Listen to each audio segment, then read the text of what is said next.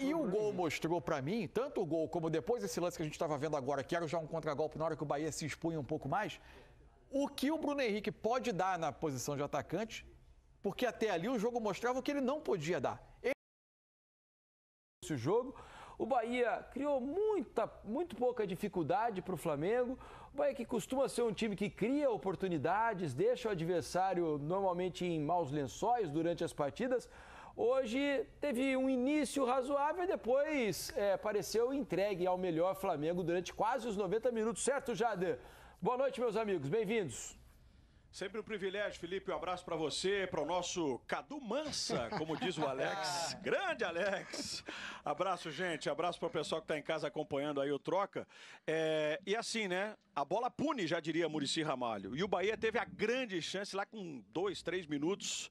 O Everaldo teve a oportunidade, depois de uma jogadaça do Everton Ribeiro, não converteu e a partir daí o Flamengo começa a consolidar essa vitória de novo, né? Para chegar a mais uma semifinal na história, a 17ª, quarta consecutiva, mas vou deixar a análise para quem entende do riscado, Renata e sua inseparável Malu e também o nosso Ramon. Vamos começar a falar então nessa classificação, da maneira como o Flamengo chegou para a semifinal vencendo de novo o Bahia? Bora, Jader. Boa noite, né? Mais uma vez, boa noite aos amigos do Troca. Acho que foi uma classificação tranquila, porque uma atuação muito segura e consistente do Flamengo aqui. Essa foi a única jogada que o Bahia conseguiu construir e que levou, de fato, perigo ao gol, apesar de não ter sido no gol, mas levou perigo ao gol do Flamengo. Foi um grande passe, né, do Everton Ribeiro, que conseguiu se desvencilhar da marcação e deixou o Everaldo na cara do gol. Depois disso, foi praticamente controle total do Flamengo, porque o Flamengo pressionou no primeiro tempo a saída de bola, não deixou o Bahia, fechava as linhas de passe, né? Não deixava o Bahia confortável para construir, fechou todo o jogo por dentro do Bahia, que é essa característica, né? De Jean Lucas, de Cauli, de Everton Ribeiro. Toda essa troca de passes, ela estava congestionada, porque Everton Araújo fez um grande jogo, o Léo Ortiz fez um grande jogo, o Wesley ajudou muito pelo lado direito, o Ayrton Lucas pelo lado esquerdo, estava muito fechadinho, muito compacto o Flamengo. E aí o Flamengo construiu as melhores chances, tanto no primeiro quanto no segundo tempo, e mereceu para mim a classificação. Eu tô também primeiro, boa noite, Cadu Mansa, Alex e Diniz. Adotamos agora. Exatamente. Eu tô com a Renata também, né? Assim, em relação ao Bahia, eu achei o Bahia pouco agressivo na marcação, dando muito espaço, principalmente na construção dos zagueiros, né? Fabrício Bruno e Léo Pereira trabalhando com muita tranquilidade, né?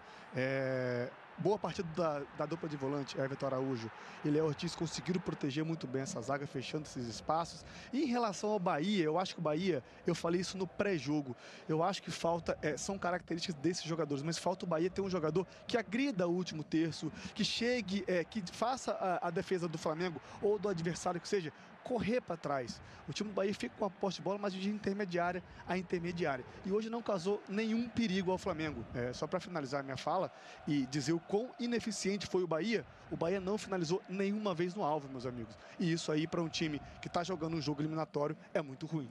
E só para complementar sobre os números, né? A gente falava, inclusive, no nosso aquecimento, quanto esse Bahia do Rogério Ceni era agressivo no ataque, né? Criava muitas oportunidades, só que era ineficiente. No primeiro jogo lá em Salvador, a gente viu um jogo muito aberto e com várias finalizações do Bahia. Acho que foram 17, uma coisa assim. Nesse jogo aqui, o Bahia chegou a 8 finalizações e nenhuma no alvo. E assim, no segundo tempo demorou muito para conseguir alguma finalização. O Flamengo conseguiu ser muito efetivo na ideia de deixar o Bahia longe da sua área, né? Se for para finalizar, não vai estar aqui dentro. Então, esse foi a parte defensiva mais importante do Flamengo, né? Por isso que, para mim, foi uma partida muito cara de Tite, assim, porque um time que sabia criar, que levou perigo nas chances que criou, que aproveitou bem as movimentações do Bruno Henrique, que hoje jogou como esse cara. Ele não é uma referência no ataque, mas as dinâmicas do Flamengo mudaram para que houvesse chances criadas, e ele participa diretamente do gol, né? Ele que cria a oportunidade para o Arrascaeta. E defensivamente fez um jogo perfeito. Anulou o principal ponto forte do Bahia, que era essa troca de passes por dentro. O Rogério Ceni faz as trocas para mim até um pouco tardiamente, assim, acho que o Ademir já tinha que ter entrado no intervalo pela característica que o jogo estava pedindo.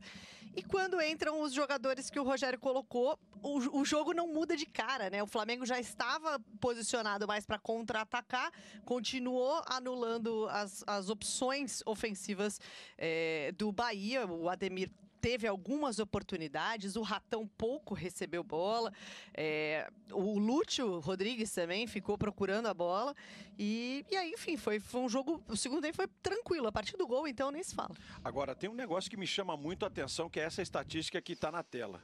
O Rogério, pelo São Paulo, pelo Cruzeiro e pelo Fortaleza, ele tenta ganhar do Flamengo, mas não está conseguindo. 14 jogos, 14 derrotas.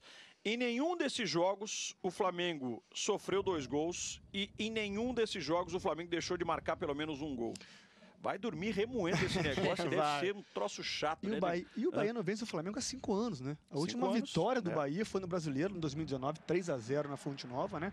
O Bahia com muita 3 gols do Gilberto, que hoje está no Juventude. Exatamente, né? O Rogério Ceni, com certeza, competitivo que deve estar desesperado com esse tabu que ele precisa quebrar, né? E só também para finalizar rapidinho, vale destacar também fisicamente o Flamengo hoje. Me pareceu o Flamengo muito descansado, muito coordenado, com as suas ações muito intensas, tanto ofensivas quanto defensivas. E, Jader, ainda falando um pouquinho do Flamengo, né? Desde aquele jogo contra o Palmeiras, talvez, aqui na Copa do Brasil, Perfeito. Aquele 2-0, que o Flamengo não tinha uma atuação tão consistente, então acho que isso é um ponto importante.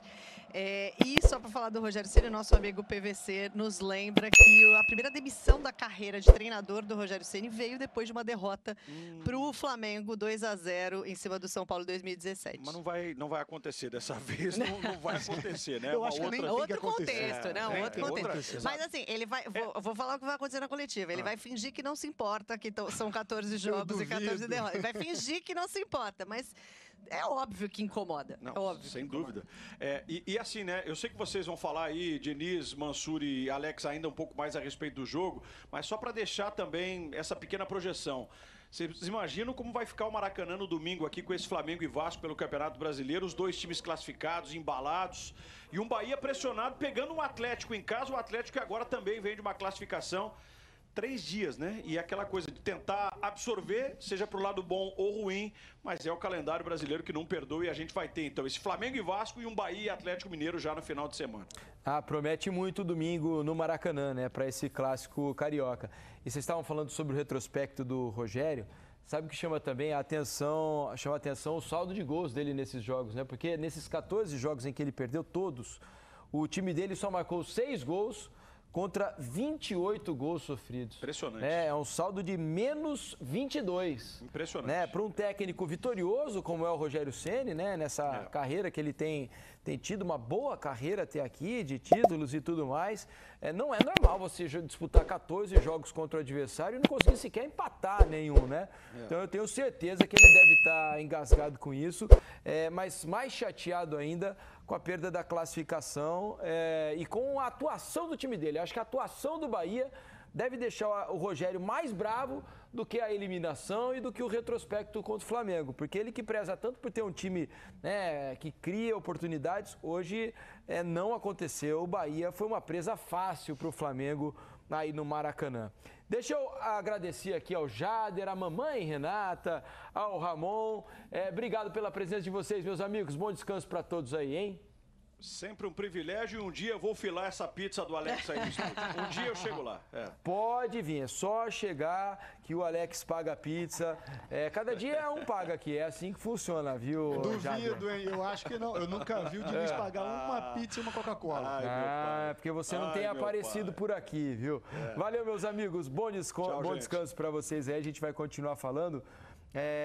Não acha, Mansur e Alex, que o Rogério deve estar mais bravo pela má atuação do Bahia do que pela eliminação ou esse retrospecto negativo contra o Flamengo? Porque o Rogério preza pelo bom jogo e o Bahia, pelo menos para mim, fez um jogo muito ruim hoje no Maracanã, em que pese, né, claro, toda o bom jogo que o Flamengo fez, retomando um bom nível, né, tanto defensivamente quanto criando algumas boas oportunidades. Mas foi muito abaixo o Bahia do que a gente imaginava, né? Pelo menos eu imaginava. Não, sim, o Bahia foi abaixo. Agora, assim, eu não usaria termos tão assim. Eu não acho que o Bahia, para mim, não jogou mal o tempo todo. Achei que o começo do jogo foi razoável. O Bahia impôs ao Flamengo, se a gente olhar pelo ponto de vista tático do jogo, os primeiros 20, 25 minutos, o Bahia impôs uma dificuldade ao Flamengo. Se você olhasse os times sair, por exemplo, a saída de trás das duas equipes, a saída do Bahia era mais limpa que a do Flamengo. O Flamengo tentava pressionar a saída do Bahia com o Bruno Henrique junto com o Arrascaeta, com os volantes por trás, cuidando do Caio Alexandre, e a partir do momento em que o Everton Ribeiro começa a baixar, logo no primeiro lance, nos primeiros lances do jogo, ele começa a baixar para vir junto ao Caio Alexandre para fazer essa saída, e o Cauli e o Jean Lucas aparecendo por trás dos volantes, o Bahia conseguiu ter algumas dinâmicas de saída de bola que conseguiam ocupar esse espaço entre a pressão dos volantes do Flamengo e os defensores. Foi assim que se construiu o lance do Everaldo, assim se construíram duas situações depois em que o Bahia não conseguiu dar sequência ao lance. E aí foi mais por erro técnico, não foi nem por uma inferioridade tática em relação ao Flamengo, mas por um erro de execução, porque os espaços chegaram a aparecer.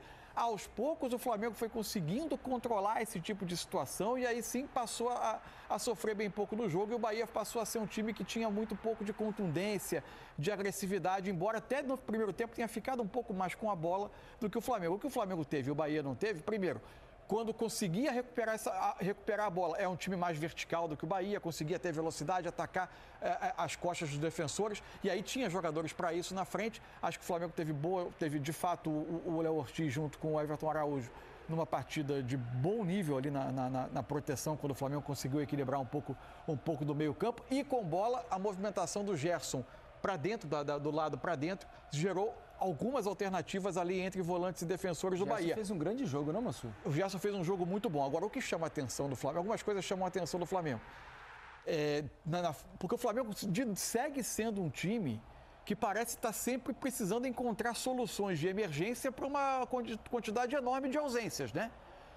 Hoje, de novo, o Léo Ortiz, que com bola tem para um zagueiro que atuando como meia, ele tem uma qualidade com bola, essa metida de bola no lance do gol é impressionante para um jogador que... E ele teve que pensar rápido, né? Porque ele tenta uma primeira bola, a bola volta nele, ele de primeira acha o passe. E o gol mostrou para mim, tanto o gol como depois esse lance que a gente estava vendo agora, que era já um contragolpe na hora que o Bahia se expunha um pouco mais, o que o Bruno Henrique pode dar na posição de atacante, porque até ali o jogo mostrava o que ele não podia dar. Ele, como o 9 de referência, para mim, ele teve muita dificuldade o primeiro tempo inteiro de entrar no jogo. Era a posição mal resolvida do setor ofensivo do Flamengo. Quando você tinha a possibilidade de lançar o Bruno Henrique atacando espaço, com um pouco mais de espaço para correr, aí sim ele aparecia um pouco mais dentro das características dele. Para mim, a vitória do Flamengo, com uma atuação que eu considero boa do Flamengo, não considero uma atuação segura, mas melhor que as últimas, mais controlada. Sofreu pouco, mas eu não acho uma atuação, não qualificaria como uma atuação excelente do Flamengo. Não foi espetacular, mas foi bem suficiente para conquistar a classificação com tranquilidade hoje. Mas, para mim, ela não apresenta a solução definitiva para uma questão que se apresenta para o restante da temporada, que é a ausência do Pedro. Para mim, ainda é um ponto que a comissão técnica vai precisar refletir. Alex, o que você achou